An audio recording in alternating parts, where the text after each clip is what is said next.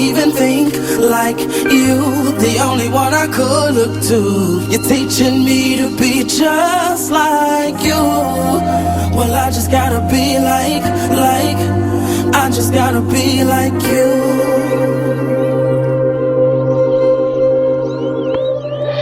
Dear Uncle Chris, Uncle Keith, Uncle Ricky, before the Lord get me, I gotta say something quickly. I grew up iffy since my daddy wasn't with me, shoe. I wasn't picky, I'll take any male figure. You stepped in at the right time. It's cause of you that I write rhymes. You probably never knew that. I love the way you used to come through, teach me to do the things that men do. And true, you showed me stuff I probably shouldn't seen, but you had barely made it out the teens. Took me under your wings. I wanted hats, I wanted clothes just like you. Lean to the side when I roll just like you. And care if people didn't like you. You wanna bang, I wanna bang too. Skyline, Pyru. You would've died, I would've died too. You went to prison, got sick, lost your pops, yeah I cried too. You never know who's right behind you. I got a little son now, and he do whatever I do. But it's something deep inside you that tell you it's gotta be more than doing what other guys do. They had nobody there to guide you, but I followed your footsteps, and this shouldn't surprise you. You realize you, yeah, I just wanna be like you. I just wanna be like you.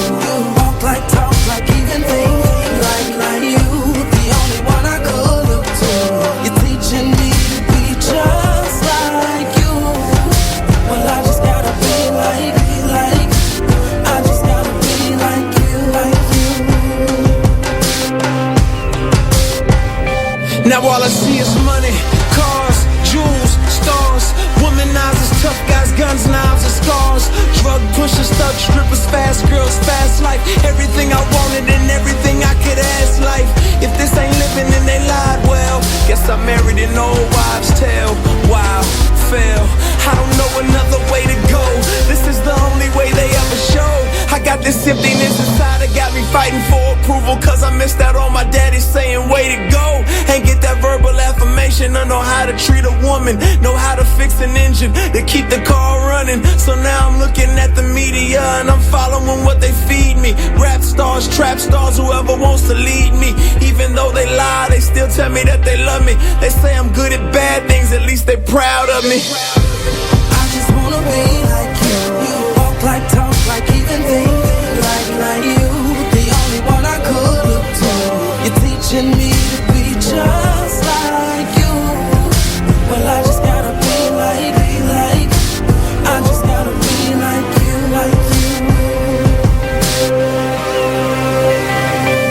I was created by God, but I ain't wanna be like him, I wanna be him. The Jack Sparrow of my Caribbean. I remember the first created being, and how he shifted the blame on his dame for fruit he shouldn't have eaten.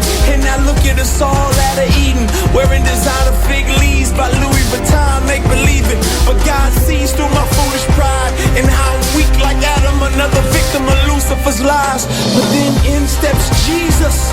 All men were created to lead, but we needed somebody to lead us. More than a teacher, but somebody to buy us back from the darkness. You could say he redeemed us, taught us that real leaders follow God. Finish the work cause we on our job. Taught us not to rhyme, but give life, love a wife like he loved the church, without seeing how many hearts we can break first. I wanna be like you in every way. So if I gotta die every day, unworthy sacrifice. But the least I can do is give the most to me. Cause being just like you is what I'm supposed to be. They say you came for the lame, I'm the lamest. I made a mess, but you say you'll erase it, I'll take it. They say you came for the lame, I'm the lamest. I broke my life, but you say you'll replace it, I'll take it.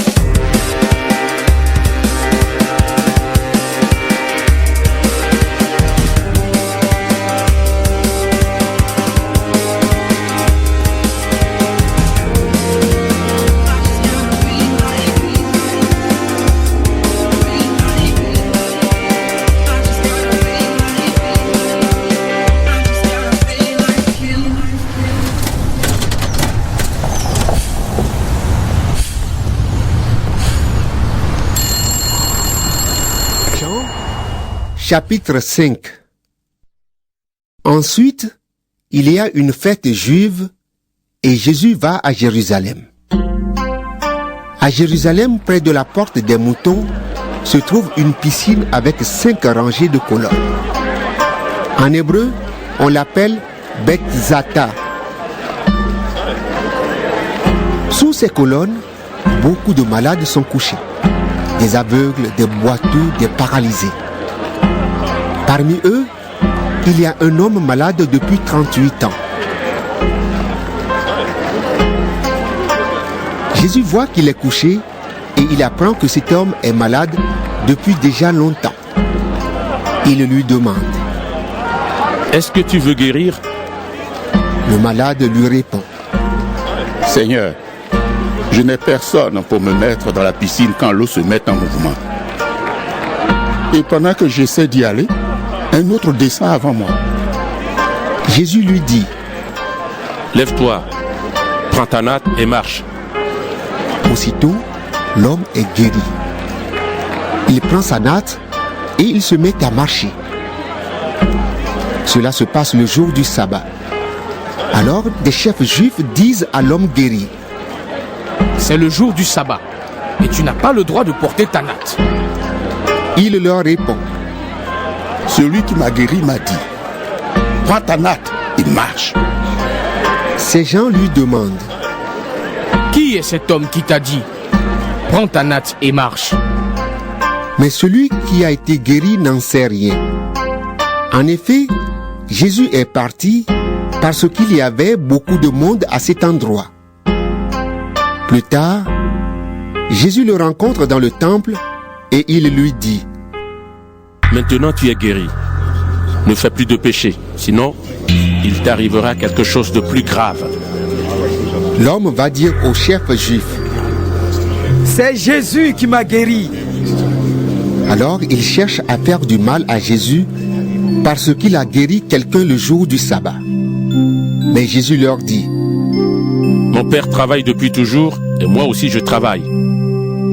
À cause de cette parole, les chefs juifs cherchent encore plus à faire mourir Jésus. En effet, Jésus ne respecte pas le sabbat. Mais surtout, il dit que Dieu est son Père et ainsi, il se fait égal à Dieu. Jésus reprend la parole et dit: Oui, je vous le dis, c'est la vérité. Le Fils ne peut décider lui-même ce qu'il doit faire. Il voit ce que le Père fait et il fait seulement cela. Ce que le Père fait, le Fils le fait aussi. Le Père aime le Fils et il lui montre tout ce qu'il fait. Il lui montrera des actions encore plus grandes et vous serez très étonnés. En effet, le Père réveille les morts et il leur donne la vie. De la même façon, le Fils donne la vie à qui il veut. Et le Père ne juge personne, mais il a donné au Fils tout le pouvoir pour juger.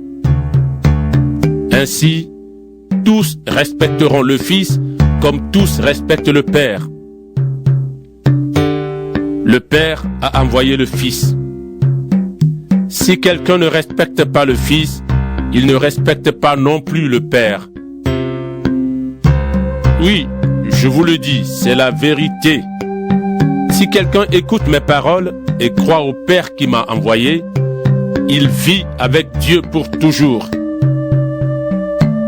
Il n'est pas condamné, mais il est passé de la mort à la vie. Oui, je vous le dis, c'est la vérité. Le moment arrive, et c'est maintenant. Les morts vont entendre la voix du Fils de Dieu, et ceux qui l'entendront vivront. Le Père possède la vie. Le Fils aussi possède la vie. C'est le Père qui lui a donné cela.